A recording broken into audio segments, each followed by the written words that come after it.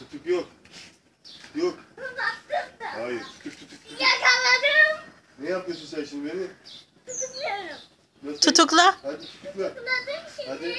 Hapishane yaptım şimdi. Tutuklayamadım. Hadi tutukla. Tutuk tutuk yapıyordun ya. Kapattı.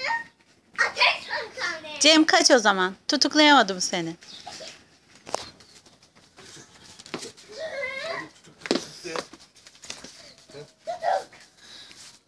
Hadi. Ateş. Kaçtı tutuktan. Bir daha tutukla. Dikkat et kedi yiyor. Tutuk. Tutuk ay yapma. Tutukladı şimdi. Kapan kapan kapan. Ateş hapishane. Sen gitarda çalabiliyor musun? Evet. Çal bakayım gitar. Ya.